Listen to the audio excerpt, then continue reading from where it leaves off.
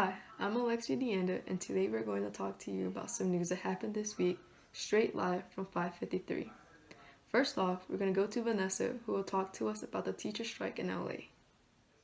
Hi, my name is Vanessa Carter, and I'm here to report on the LAUSD teacher strike. It all began last Monday when these teachers decided that they were fed up with their overpopulated classrooms, lack of school nurses, and insufficient pay. Along with these teachers, the mayor of Los Angeles, Eric Garcetti, states they deserve justice and we will get it this weekend, showing his support for their perseverance. Support for these teachers doesn't stop in the streets of Los Angeles or the steps of City Hall. Parents of LAUSD students have taken the education system into their own hands and homes by turning their living room into temporary classrooms that they like to call strike school. The reality of these kids' school days have turned into the morning routine of protesting alongside their teachers and then moving on to whichever of the 10 parents' homes who volunteered is housing their classroom that day.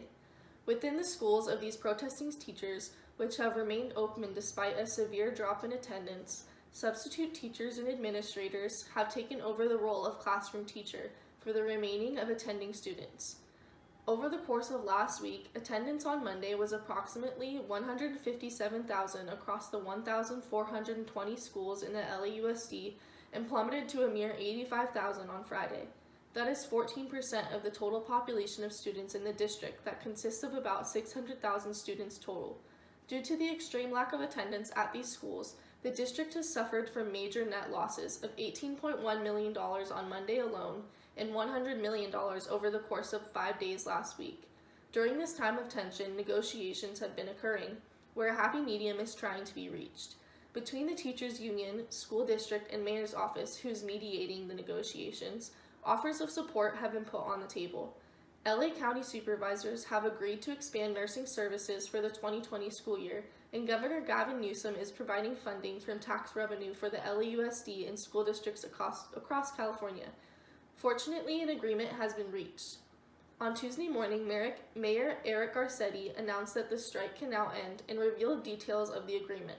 Teachers will be receiving a 6% salary increase. Schools will be receiving increases in nurse staffing, librarians, and counselors, and class sizes will reduce by 4 students over the next few years. The grand total of this agreement will cost approximately $175 million in 2019 to 2021 and about $228 million in 2021 to 2022. Considering this strike has sparked national news, it's relevant to not only the country as a whole, but especially to Southern California. The protesting of these teachers has impacted many throughout its 6-day journey, especially the students, both negatively and positively. It has given these students an example of fighting for what you believe in, but also hindered their education. For the older students especially, who have curriculum-based classes that need to be completed, when returning to school they will be a week behind. However, in my opinion, I think it was necessary for this strike to occur. Teachers are one of the largest influences on the youth of our country and could have a big impact on what we all decide to do with our lives. LAUSD is the largest school district in California, so these teachers have a lot of pressure on them to succeed, and their complaints of overpopulated classrooms and lack of staffing are working against them. Thank you.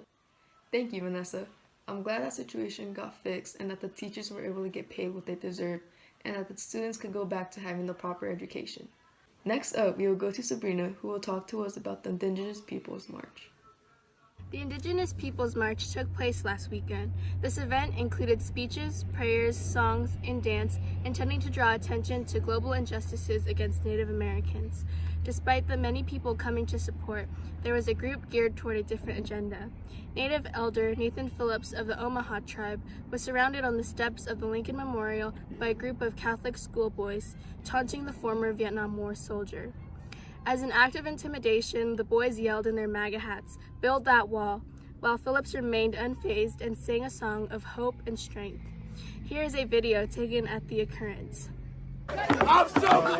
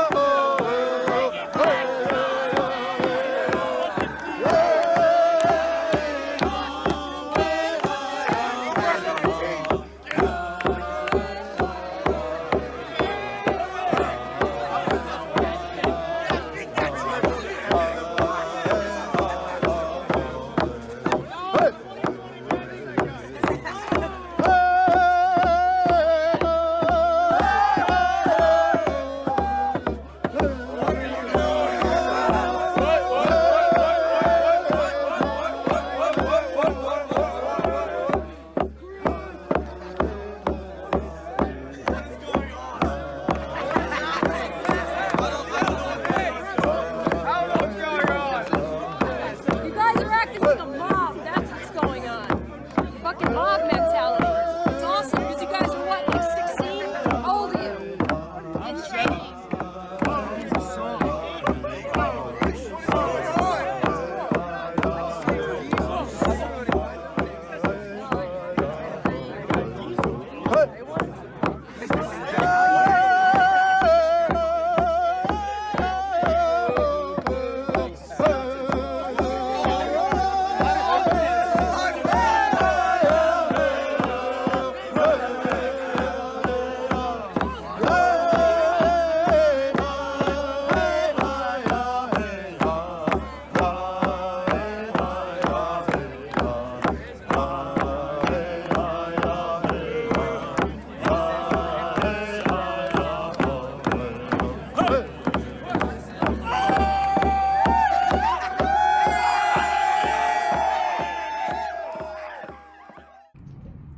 Overnight, the world was outraged at this sign of mockery. People were appalled, disgusted, and repulsed over the actions of the teens. Mary Copany on Twitter wrote in regards to the video, "Pure hate. Those red hats and MAGA gear are the same as a white hood." Its significance dates back to the white mobs who discriminated African Americans during the Jim Crow era. I personally believe that this is just a form of hate crime. Just because someone's political views are different from your own does not mean you can speak down on or taunt them. I hope the lack of common decency these boys have doesn't represent all the teenagers in this generation. To be honest, I'm scared of living amongst this type of cruelty. Anyways, here's Janelle with your entertainment for the week. Thanks, Sabrina. Cardi B just called out Donald Trump for the longest government shutdown in U.S. history. "This is crazy," the Bronx rapper stated in her Instagram video, and goes on to say, "Like our country is in a hole right now, all for a wall, and we really need to take this serious." Cardi expressed worry for the federal government workers and continues, "Now I don't want to hear y'all talking about, oh, but Obama shut down the government for 17 days. Yeah, bitch, for health care. She said so your grandma could check her blood pressure and you could go check your kitty in the gynecologist with no problem." She ends the post revealing her fear and is willing to help in any way. Cardi received a lot of support from her fans and other famous celebrities. However, she also did receive hate according to Instagram user F_Roses321. Funny how all anti-Trump people view a rapper's political opinion as the gospel. This country is we think celebrities are now intellectuals. And another user, Rusu909, who stated, "Stay in your lane and out of politics. You don't know what it takes to run a country. I am Cardi B." Cardi's video also caught the attention of a couple senators, such as Brian Schatz, who said in a tweet, parentheses, "trying to decide whether or not to retweet the Cardi B video," end of parentheses, to which Connecticut Senator Chris Murphy replied, "OMG, I had the same argument with myself 30 minutes ago." New York Senator Chuck Schumer also chimed in, replying, "Guys, still holding my breath. Are you going to retweet Cardi B or not?" Seeing how much the post influenced politicians shows that Cardi might also have an impact on society, who are also conflicted about the government shutdown. Her political rant has now resulted into a popular remix. Let's take a look. You bitches can go check your pussy in the gynecologist with no motherfucking problem. Yeah, bitch. Grandma can check her blood pressure. Yeah, bitch. Motherfucking healthcare. Yeah, bitch. People gotta go to fucking work to not get motherfucking paid. Nah, bitch. It's been a little over 3 weeks. Nah, bitch. I know a lot of y'all don't care. Nah, bitch. Bitches can go check your pussy in the gynecologist with no motherfucking problem. Yeah, bitch. Grandma can check her blood pressure. Yeah, bitch. Motherfucking healthcare. Yeah, bitch. People gotta go to fucking work to not get motherfucking paid. Nah, bitch. It's been a little over 3 weeks. Nah, bitch. I know a lot of y'all don't care. Nah, bitch. Man, I love Cardi. She should run for president. Cardi for president 2020. You know what I'm saying? Okay, next up we have Lisette, who will talk to us about a former US figure skating champion and the viral video from this week. Thank you. Last Friday, John Coughlin, who was a champion U.S. figure skater, committed suicide at the age of 33 after sports suspension. A day before his death, Coughlin was temporarily suspended from the U.S. figure skating by the U.S. Center of Safe Sport, which is an organization to, quote, end bullying, harassment, hazing, physical abuse, emotional abuse, and sexual misconduct, end of quote. It is believed that this is the reason why he took his own life. However, it is not confirmed that this information is valid. His sister, Angela, stated in a Facebook post that his funeral will be held next Tuesday, January 29th, and the visitation day will be the day before in Kansas City. His parting has impacted his families and coworkers, leaving them devastated. Angela wrote, quote, "My brother, John Coughlin, took his own life earlier today. I have no words. I love you, John." End of quote. His skating partner, Katie Denny, and coworkers, as well as fans, are mourning. This also brings awareness to those who are having suicidal thoughts. This is very relevant to the topic of suicide because approximately 1 million people die from suicide every year. It may seem as an easy way out to many people, but it is not. Life does get better. If there is someone you know that may be struggling with suicidal thoughts, you can call the U.S. National Suicide Prevention Line at 1-800-273-TALK, which is 8255, at any time of the day or night. You can even chat online. I think this is very sad. I mean, someone having to take away their own life. I agree. That's depressing. Anyways, moving on from the sadness, let's take a look at the viral video about the nicest mailman you'll ever meet from the Inside Edition. This mailman has a package to drop off, but he worries about porch pirates. That's when the homeowner communicates with him via security camera. Hi, we're not home. Okay, I'm going to take it back to the office. Okay. Watch the personalized service that follows. It's from your Uncle Michael? Oh, does that need to be signed for? No, but usually I don't leave stuff at the front if it's not from a store. The homeowner informs him it's okay to leave the package. That's when he leans in earnestly with a solution. Would you like me to put it inside the recycling bin? Oh, yeah, that would work. Okay.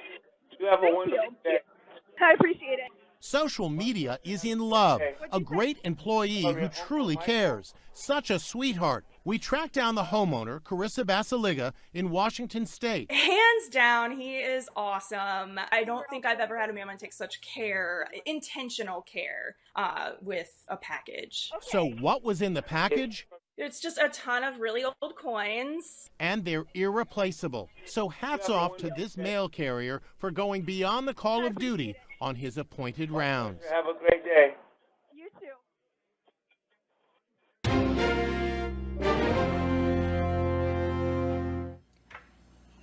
What a nice guy. And smart too. If that was me, I would not have thought of that. I would have just left it there in plain sight. Such a good heart. We need more people like him in the world. Up next, we have Cassidy, who will talk to us about R. Kelly and show us a heartwarming video. Hi, my name is Cassidy, and I'm doing the story on R. Kelly. So a 20-year-old woman named Faith Rogers claimed that Kelly unlawfully gave her alcohol, assaulted her, and then gave her a sexually transmitted disease. And Faith Rogers says that she was 19 when she first met the singer when Kelly performed in San Antonio, Texas. Later, Kelly arranged for Rogers to travel to New York for one of his concerts and put her up in a hotel. After Kelly's show, Rogers claims the singer came to her room, disregarded her statements, saying she was not ready to have sex, and initiated non-consensual oral and vaginal intercourse. As a result, Rogers says she contracted herpes. Rogers also claims that Kelly filmed her without her consent, locked her in secluded rooms and motor vehicles as punishment for not pleasing him sexually, and subjected her to abuse. So, Kelly's long history of accusations with young women date back in 1994. when the singer was 27 years old and reportedly married his 15-year-old prodigy singer Aaliyah. The marriage was annulled after Aaliyah's family became aware of it. Tiffany Hawkins filed a suit against him, as well as his record publishing and management companies, claiming personal injuries and emotional damage arising from what she alleged was a sexual relationship she had with Kelly, which she said she began when she was 15 and ended when she was 18. That case was settled out of court, as was a suit brought in 2001 by former Epic Records intern Tracy Sampson, who claimed she began a sexual relationship with the singer when she was 17. Kelly has denied any wrongdoing and has not been charged with any crimes connected with the women's allegations. In 2002, Kelly was charged with 21 counts of child pornography related to his allegedly videotaping himself having sex with an unidentified underage girl. The case went to trial in 2008, and Kelly was acquitted on all charges. So the relevance is because R. Kelly is very popular. He's been in the music industry for a long time and has even worked with many popular artists such as Lady Gaga. It is also relevant because of the #MeToo movement. This is the type of stuff that people have been majorly protesting on. And the impact is that this has led so many people to be disgusted and skeptical of the music industry and what these artists have been getting away with. It has also led to so much hate being thrown at R. Kelly, which is reasonable. The big picture is that these allegations have been going on for years and years, and little is being done about it. Kelly went to court after the first incident after he gave a woman an STD, and the charges were dropped, and there were no further investigations. This has made the people of the U.S. lose some faith in the court system. I think, in my personal opinion, that this story is important because it can show that even the people that you enjoy listening to on your headphones can be not great people. And I think this story is true because all of the facts line up, even with all the STDs and stuff. And I think that these investigations need to be investigated more thoroughly because this can really damage someone mentally and emotionally. And even a documentary was made upon this. So it's very important. We have a heartwarming video of a baby getting hearing aids and hearing her mother and sister's voice for the first time. What's going on? Baby sister. It's crazy stuff. Baby sister. Baby sister.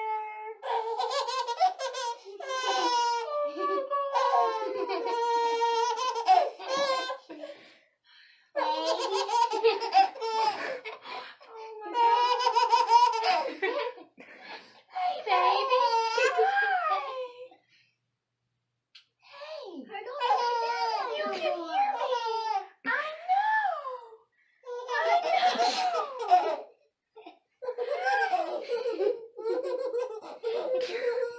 You don't say Dada. I know. You don't say Dada. Say Daddy. Say Daddy.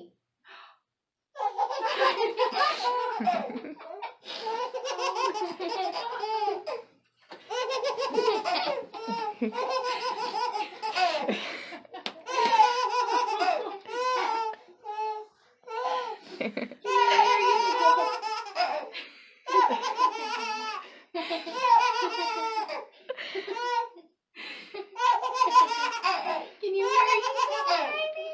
You can hear yourself? I'm not crying, you are.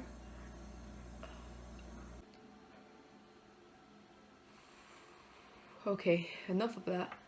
Last but not least, we have a story and an interview with one of TC's counselors, Ms. Dreisler, who will talk to us about the Michelle Obama book tour. Thank you. For our journalism piece, we were curious about what opinions were developed about our education reform after a group had received an opportunity to go to one of Michelle Obama's book tours to promote her autobiography, Becoming, where she was able to discuss the work she has done for students and schools all over the country. We typically know Michelle as the former First Lady of the United States and her incredible sense of fashion. However, she also advocates for African American and women's rights, and promotes health-related issues such as childhood obesity and the importance of nutrition and physical activities. Her main concern is to spread the importance of a good education and pushes us to, quote, empower ourselves with a good education to build a country worthy of our boundless promise. End of quote. We decided to interview one of Temescal Canyon's counselors, Mrs. Dreisler, who was also able to attend Michelle's book tour, to get her perspective about Michelle's assistance in the education system. Hi, I'm with Miss Dreisler. She attended Michelle Obama's book tour. So a couple months ago, I heard that a group of students and you attended Michelle Obama's book tour. What did she discuss and what did you learn from it? Well, actually, the reason we attended the book tour was because Riverside County Office of Education has gone with Michelle Obama's educational reforms completely and tried to branch out and do what she's asking us to do and get recognized by her. Mm-hmm. So our COE actually paid for the 5 students and myself to attend the book tour of her book, Becoming. So interestingly enough, our county is already trying to go with what Michelle's trying to do here with our education. At the book tour, it was very late at night, went to Irvine, and I could tell you the students were very pleased with the outcome of all that we heard from her. You think It was they cool. took anything from it? I believe they did, absolutely. A couple of the girls, one particular is of African American descent, and she is a strong woman, and she definitely loved the fact that she could hear and a person of her nature or caliber, she could hear what her struggles were, Michelle Obama's struggles were, and how they could relate to the student struggles that I'm discussing, and she really felt empowered by what she was saying, so absolutely they took away from it. Michelle Obama is known for supporting the education system. Has she supported the schools, if you know any examples? Actually, just last year, if you guys recall, I had you text the seniors. They texted a number, and Michelle Obama was the one that actually set up this text messaging platform, so all the seniors could get reminders of FAFSA, college application deadlines, and scholarship stuff. All of this was through that text messaging platform that she had made. I use that. And I think we had you guys seniors this year, do something very similar. Same thing from Michelle Obama's platform of text messages. So it helped me do my job a little bit more thoroughly if I wasn't telling you guys myself, hey, you guys need to fill out your FAFSA. Hey, you guys have this deadline. It was already being done for you on your text messaging strand. So it was pretty cool. Oh, it's very convenient. I remembered a lot of things. It helped a lot of kids, so. So one of her main goals includes encouraging all the students to attend a 4-year university, community college, or a professional training program. What are your thoughts on that? The push in California, and should be nationwide, is that the students need to either make a choice of college, 4-year university, a junior college, a trade school, or a working profession, but that typically means that they need some sort of trade. Michelle Obama is aware that our push is focused solely on college so much that we were kind of leaving out the trades, and so now she's actually trying to incorporate the trade schools into this more, and getting more educational trade platforms on our campuses. So our district is actually taking on that trade thing and putting it at different schools, making more trades available, so we can have that push too, because the CTE world, career tech ed world, is definitely a driving force for our education. I do believe that they all need to have a post-secondary goal when they leave here, because our kids in Lake Elsinore have a lot of retail options, and they kind of get stuck in a whirlwind of just, this is my life. I go to a JC and then I end up dropping out, and then they just do the retail job and don't really have a prosperous career. So I do believe that they all need a post-secondary educational goal, just like she mentioned. So you think that their choice is based off of theirs, or are they encouraged from her push? I think it's solely based upon the student, honestly. Okay. I don't think she has anything to do with the individual itself, but with the umbrella of what the push is, I believe she's acting affirmatively, and it is a positive nature, and we are following suit. Okay. The media paints her as a very involved activist. However, she still receives hate and doubt. Why do you think this is the case? First and foremost, it's because of her gender. She's a woman, and women are fighting for equal rights still. They've been doing this for decades, and it's not going to end now. But the other portion of that is because she's African American, and again, same thing as the women. They've been fighting for equal rights. They've been fighting for this racism to stop. She's of African American descent, so they've been fighting for decades, same as women. And because she is a strong, powerful African American woman, which are already minorities, to have that voice and power just is unsettling to some people. I agree. For the education initiatives that Michelle is leading, are you in support or do you oppose any of them? I think a lot of them have positive points that we would like to think of and we would like to see happen, but I think the biggest one that I have a problem with is the lunch or Healthy Kids Act. The lunch program that we have, the kids have to take one of everything, which generally ends up in waste.